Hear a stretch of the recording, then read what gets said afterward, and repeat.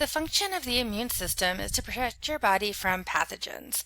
A pathogen is a microorganism, meaning a small organism, that can be potentially harmful. So these are the things that make you sick. Some examples include bacteria, viruses, fungi, and also things like parasites can be classified as pathogens. Now, the immune system is very, very complex, and there's actually multiple kind of tiers of protection that your body provides. And we can kind of divide these protections into the innate and adaptive immune defenses. So first of all, the innate immune defenses are also called the non-specific ones because they react or attack or prevent any pathogen from making you sick. Whereas the adaptive immune response is more specific, and that's because it attacks a very specific type of pathogen.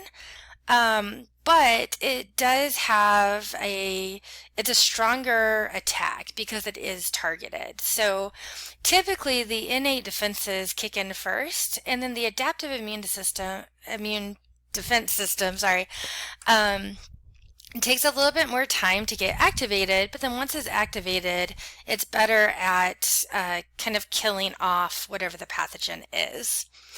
Now, the innate defenses actually include two lines of defense. So we've got the first line of defense and the second line of defense. And then the adaptive immune defenses are the third line of defense. So let's take a look at the first line of defense first. These are physical barriers that prevent pathogens from getting deeper into the body. So the most obvious one is the skin.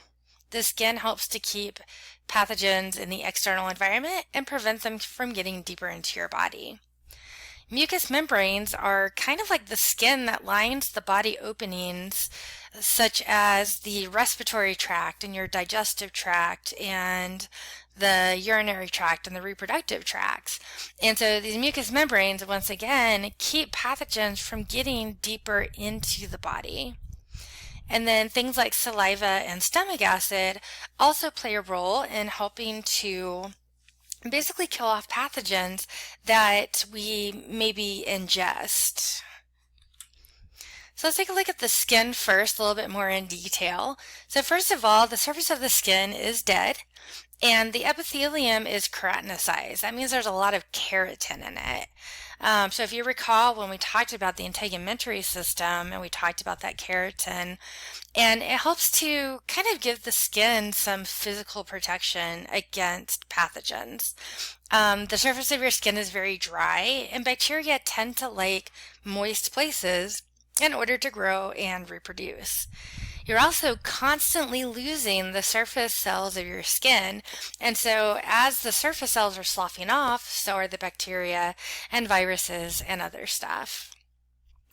There's also, the skin also secretes stuff like sweat and sebum, and those skin secretions also have some antimicrobial properties.